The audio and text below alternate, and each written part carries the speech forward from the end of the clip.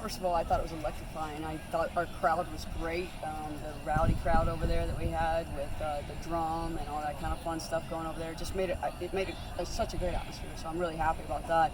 I think it gave the players a little extra oomph to go out there and really put it together. Overall, I thought UTSA came out, definitely came out with something we were not expecting. So it took us a little bit of time to adjust. But I thought with every minute we were starting to adjust, and then solve it. And then we came out in the second half, and I felt like it became a battle then on both teams of wheels, who was going to put their will on the other team. And we did a couple of chances.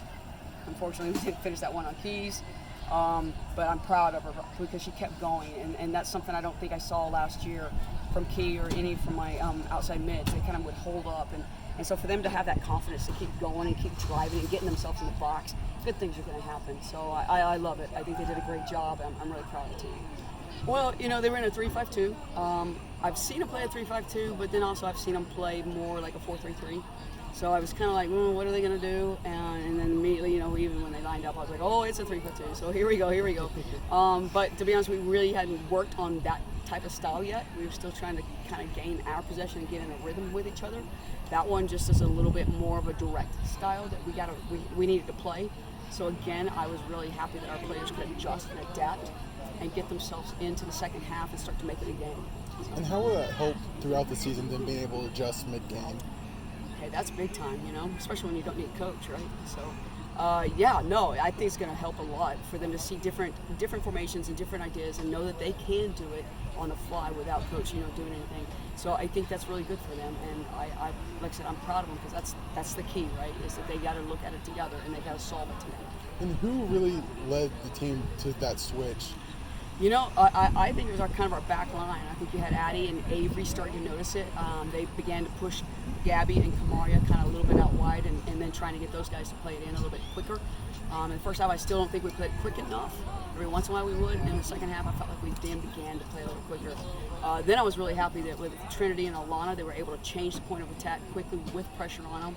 And then, of course, Maddie Humphreys getting in there and being able to turn and then trying to change point of attack again. Sprung Key on that one, and it's beautiful, and that's what we want to do. I tell you what, I think both of them had a fantastic game. Unfortunately, I thought when we needed them, we really needed them. But that's awesome that they came up big time on it. I thought they showed a lot of just confidence, especially as a freshman coming in. Big time game's on line, getting later in the game, and she comes off and just snuffs out a couple of those breakaways. Again, showing great speed off the line. So yeah, I think she's going to be a tough one, right? And she's going to put coach to the test of trying to decide who's going in, Kate or Beth. But it's a good problem to have.